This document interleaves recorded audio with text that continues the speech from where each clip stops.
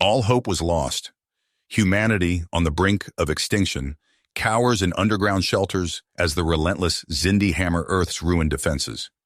In the darkest hour, Commander Jacob Gray leads a desperate mission to reach the USS Stardestroyer, humanity's last chance against the alien onslaught.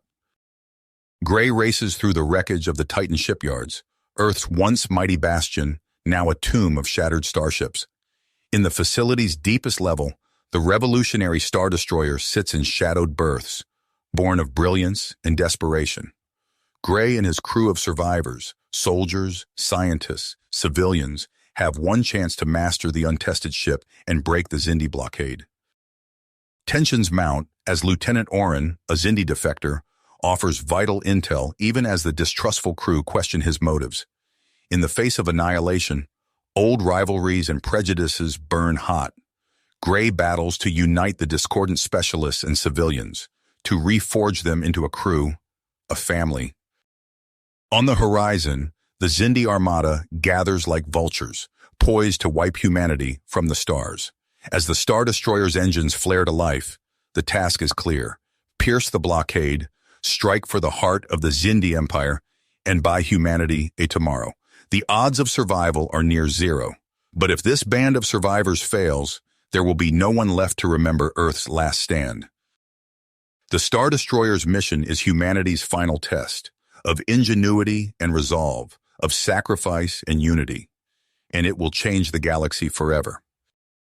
The Star Destroyer shuddered as it pierced the Xindi blockade, the ship's advanced shields barely holding against the onslaught of enemy fire. Commander Gray gripped the chairs of his chair, his knuckles tightening. "Set course for the Gorgon Nebula," he ordered, his voice steady despite the chaos erupting around him. "Sir, the Gorgon Nebula is a death trap," Commander Riker protested, her dark eyes flashing with concern.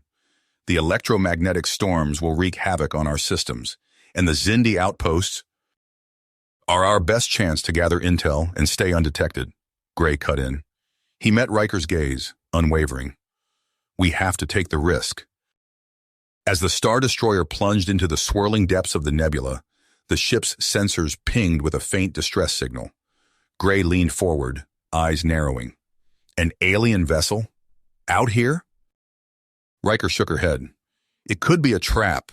We can't afford to investigate every—" "No, this could be the break we need," Gray insisted.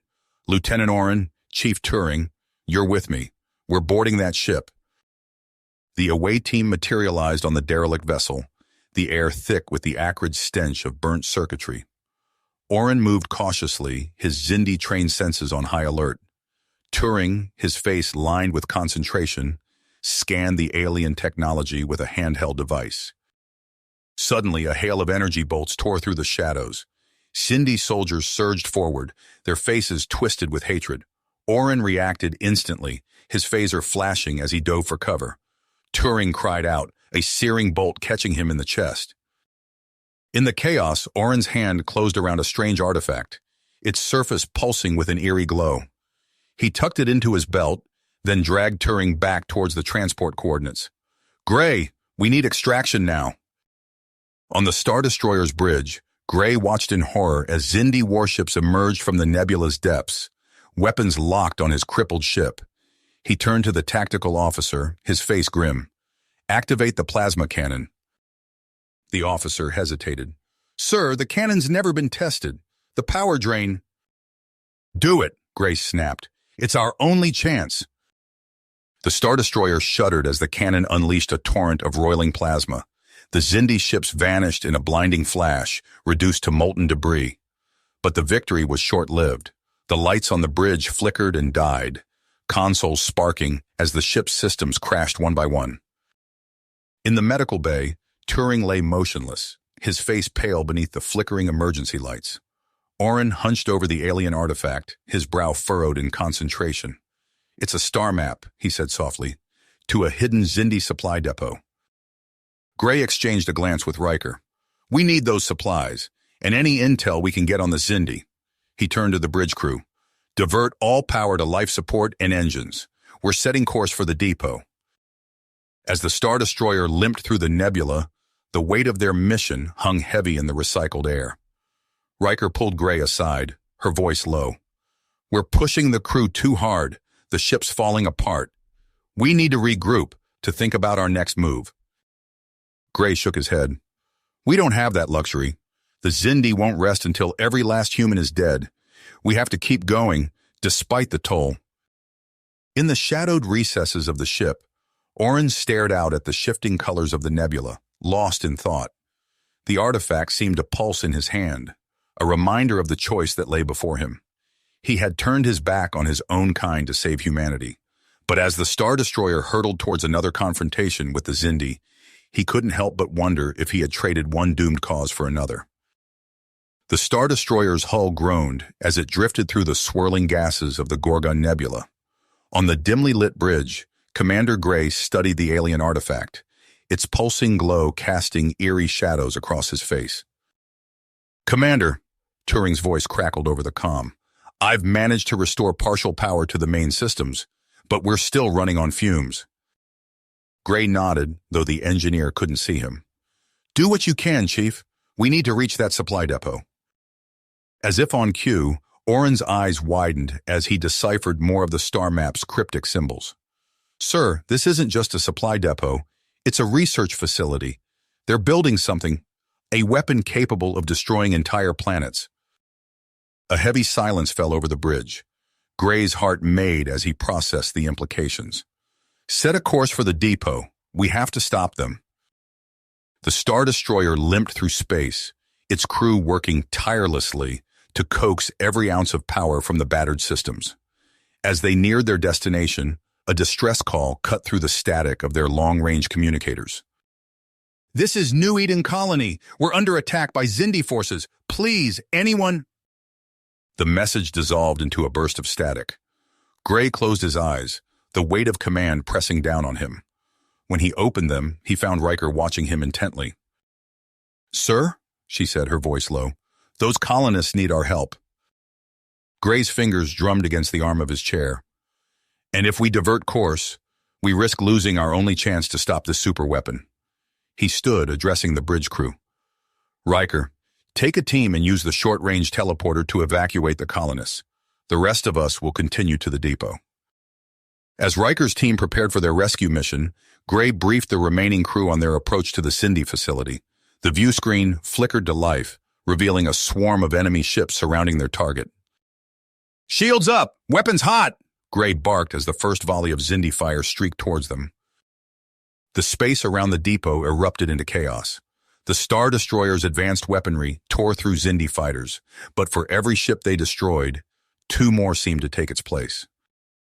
In the midst of the battle, Gray made a decision. Turing, you have the con. I'm leading a strike team to infiltrate the depot. Minutes later, Gray stood in the teleportation room with a hand-picked team, including Marcus Talon, the ship's inscrutable chief of security. As the teleporter hummed to life, Gray caught Talon's eye. Ready for this? Talon's only response was a grim nod as they dematerialized. They rematerialized in a shadowy corridor deep within the Xindi facility.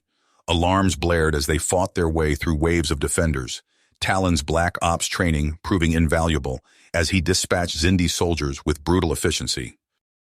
Finally, they reached the heart of the research lab. As Gray's team secured the perimeter, he confronted the Xindi scientist hunched over a glowing console. Step away from the controls, Gray ordered, his phaser trained on the alien's back. The Xindi turned slowly, revealing a face etched with cold intelligence. Commander Gray, I presume. I am Dr. Zara Valen. I'm afraid you're too late. Before Gray could respond, the facility rocked with explosions. Valen used the distraction to slip away, her laughter echoing through the smoky air. The weapon is already deployed. Earth will burn, and the Xindi will reign supreme. As Gray's team raced back to the Stardestroyer, they triggered the depot's self-destruct sequence. The ship barely escaped the expanding fireball of the facility's destruction. On the bridge, Gray found Riker waiting for him, her face ashen. Sir, we got most of the colonists out, but Oren, the teleporter, malfunctioned. We had to leave him behind. Gray absorbed the news, his mind already racing ahead to their next move. The Xindi doomsday weapon was en route to Earth. Orin was stranded in enemy territory, and the Star Destroyer was barely holding together. He turned to his battered crew, willpower etched into every line of his face. Plot a course for Earth. We're the only thing standing between humanity and extinction.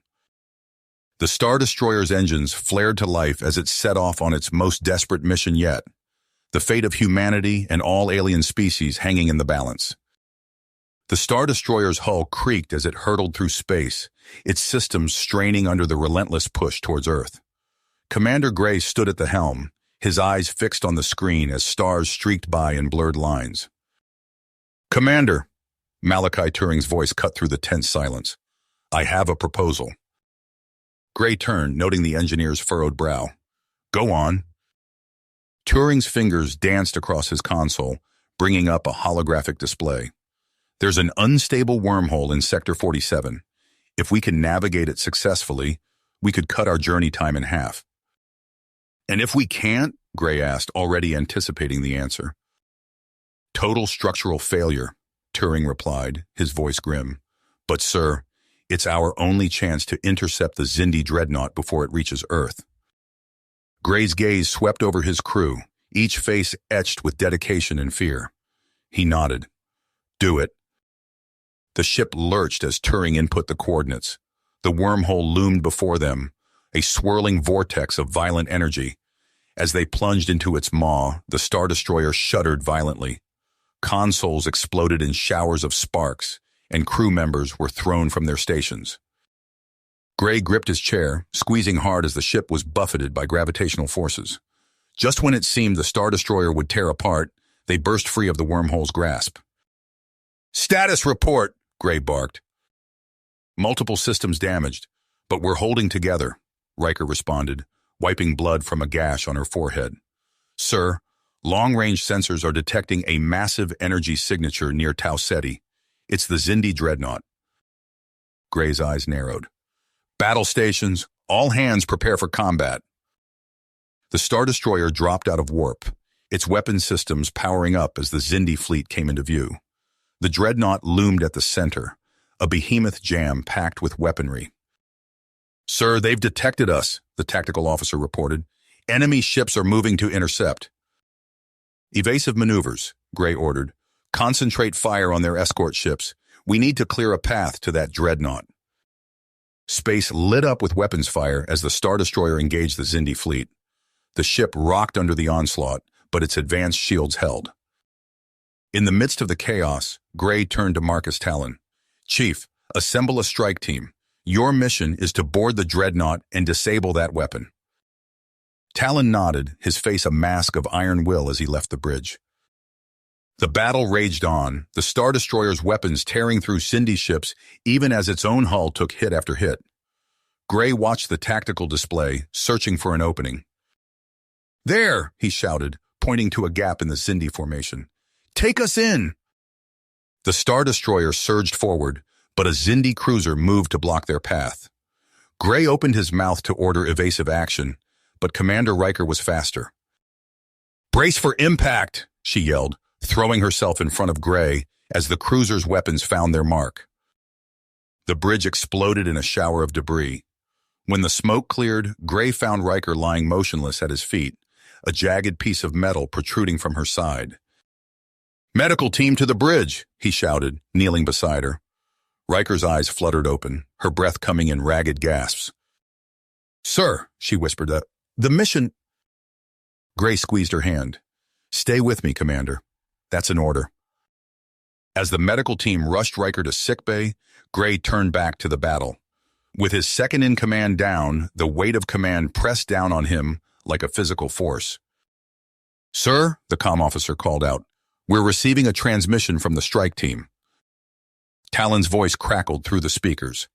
"Commander, we've located the weapon, but we're pinned down. Xindi forces are closing in, led by Dr. Valen herself." Gray's mind raced, calculating options. "Hold your position, Chief. We'll find a way to—" Talon's voice cut him off. "Sir, you're not going to believe this. It's Orin. He's here." Before Gray could respond, the ship rocked with a massive impact. Alarms blared as systems across the ship began to fail. Report, Gray shouted. Turing's face was ashen as he looked up from his console. They've hit us with some kind of experimental weapon. We're losing life support, communications, everything. Gray stared out at the battle raging around them, the Xindi dreadnought looming ever closer to Earth. With Riker down, his strike team in peril, and the Stardestroyer on the brink of destruction, he knew the next few moments would determine not just their fate, but the fate of all humanity. Gray's fingers tightened on the armrest of his chair as the Stardestroyer shuddered, its hull groaning under the strain. The battle raged around them, a chaotic dance of explosions and laser fire. Through the view screen, he watched as Talon's strike team fought their way through the Xindi dreadnought, inching closer to the weapon that threatened to annihilate Earth.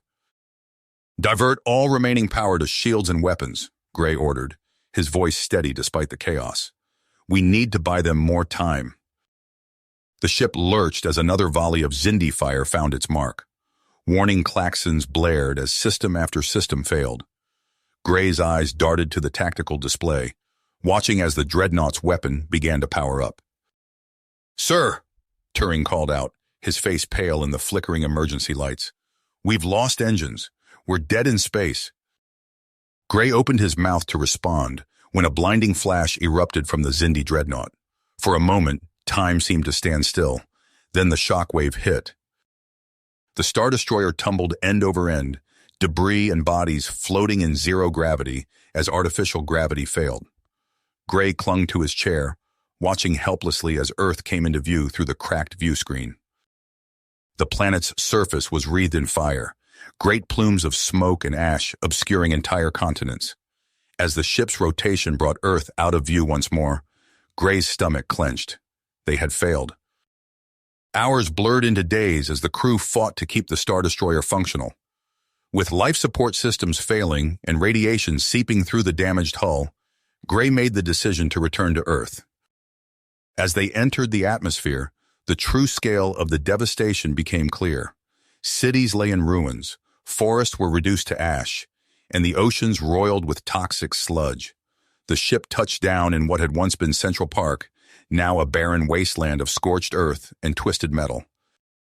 Gray led a small team out onto the surface, their environment suits the only thing protecting them from the poisoned air.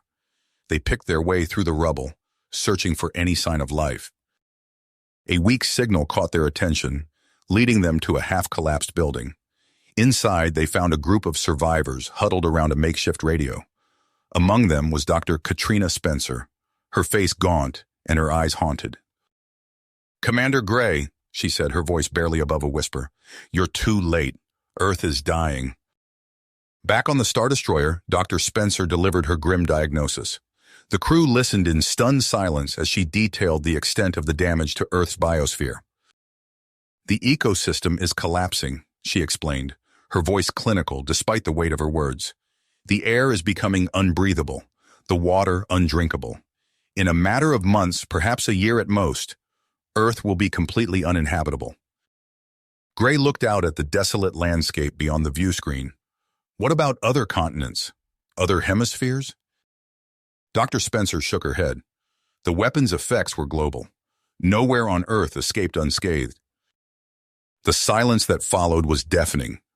Gray felt the weight of every life lost, every dream shattered, pressing down on his shoulders. He turned to face his crew, their faces a mirror of his own grief and shock. We can't stay here, he said finally. We need to find a new home.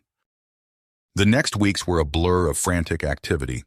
The crew worked around the clock, scavenging parts from the ruins of Earth's cities to repair the Stardestroyer. Dr. Spencer and her team of survivors were brought aboard, their knowledge and skills vital for the journey ahead. As the ship's systems slowly came back online, Gray stood before the assembled crew. The faces that looked back at him were gaunt, haunted by what they had seen and what they had lost. But beneath the grief, he saw something else, a flicker of hope. We've lost our home, he began, his voice echoing in the crowded hangar bay. But we haven't lost everything. We carry with us the spirit of humanity, the knowledge and culture of Earth, and we will find a new home among the stars. The experimental FTL drive hummed to life, its energy crackling through the ship. As the Star Destroyer rose from the surface of the dying Earth, Gray took one last look at the planet that had been humanity's cradle for millennia. Then, with a flash of light and a surge of power, they were gone, leaving behind the ashes of their world and venturing into the unknown expanse of space. You have reached the end of the story. If you enjoyed this story and want to support us, please leave a like and subscribe to our channel, and for every comment that says 88, I will heart every single one of them. Thank you for your time.